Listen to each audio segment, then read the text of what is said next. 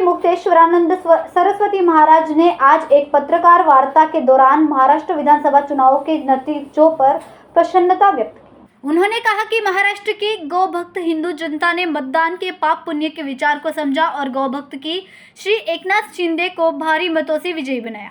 शंकराचार्य जी ने कहा कि शास्त्रों के अनुसार अच्छे कार्य करने वालों का समर्थन करना पुण्य और बुरे कार्य करने वाले का समर्थन करना पाप है। हमने गौ हत्या जारी रखने वाले राजनीतिक दलों और उनके प्रत्याशियों को वोट न देने की अपील की थी। यह देखकर खुशी होती है कि महाराष्ट्र की जनता ने गौरक्षा के पक्ष में सही निर्णय लिया। उन्होंने गौ माता राष्ट्रमाता प्रतिष्ठा आंदोलन का उल्लेख करते हुए बताया कि इस अभियान के अंतर्गत पूरे भारत में गौ प्रतिष्ठा ध्वज स्थापना यात्रा की गई। इस यात्रा के दौरान हिंदू समाज में अपील की गई थी कि वे अपने मतदान में भी धर्म और पाप पुण्य का विचार करें।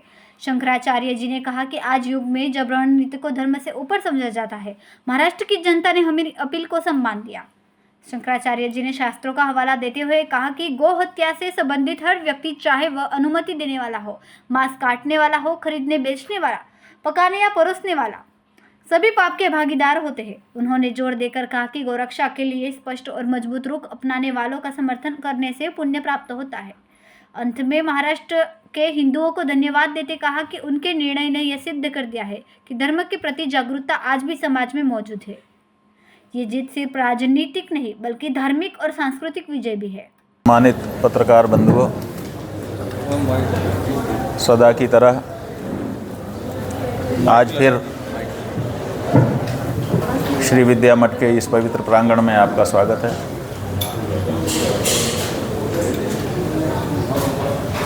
ये भारत की राजनीति को बदलते हुए देखने का कालखंड है। जब हम लोगों ने लोकसभा चुनाव के पहले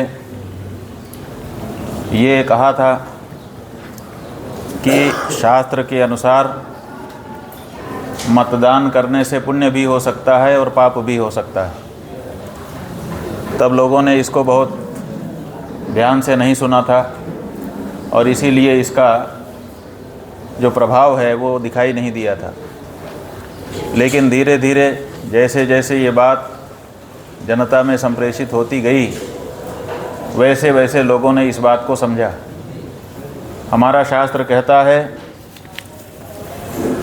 अनुमंता विशेषिता निहंता क्रय विक्रयी संस्कर्ता चोपहर्ता च खादकश्चेति घातकाः। हत्या का जो पाप है वो केवल जो हाथ में शस्त्र लेकर के गाय को मारता है उसी को नहीं लगता है, बल्कि अनुमंता इस बात की जो अनुमति देता है उसको भी वो पाप लगता है, और दूसरे किसी रूप में जो उससे जुड़ता है उसको भी वही पाप लगता है। इसलिए केवल गाय को काटने वाला ही कसाई अथवा गो हत्यारा है ये नहीं, बल्कि उसको अनुमति देने वाला भी कहीं ना कहीं हत्यारा ही होता है और उसको समान पाप लगता है। तो ये बात धीरे धीरे अब लोगों को समझ में आने लगी है। कसाई और भाई, ये जो दो नाम हमने दिए थे यहीं काशी में नए वर्ष के अवसर पर, अब धीरे धीरे उसको जनता समझने लग गई है और इसका सबसे बड़ा प्रमाण निकल करके महाराष्ट्र में आया है। महाराष्ट्र में चुनाव के पहले की परिस्थिति ये थी कि जब लोकसभा का चुनाव हुआ तो वहाँ पर जो सत्तारूढ़ दल था महाराष्ट्र प्रदेश में, उसको मुँह की खानी पड़ी। लेकिन थोड़े ही दिनों के बाद अब जब चुनाव हुआ है तो वहाँ पर परिदृश्य बदला हुआ दिखाई दे रहा है। इतनी बड़ी जीत हुई है जितनी बड़ी अभी तक महाराष्ट्र के इतिहास में नहीं हुई। लोग समझ नहीं पा रहे हैं, जो चुनावी राजनीति के पंडित हैं वे भी पहले नहीं कह पाए थे कुछ, और अभी भी जब वो कह रहे हैं तो वो कह रहे हैं कि ये अनुमान तो हमने भी नहीं लगाया था। तो ऐसा क्या कारण हो गया?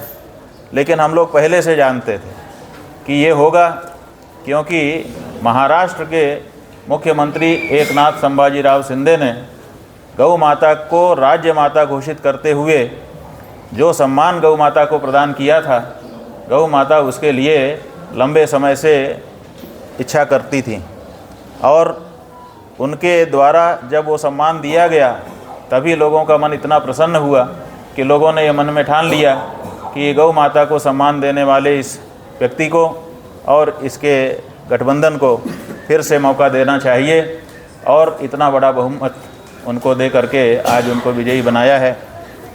तो हम समझते हैं कि मतदान से पाप भी होता है और मतदान से पुण्य होता है।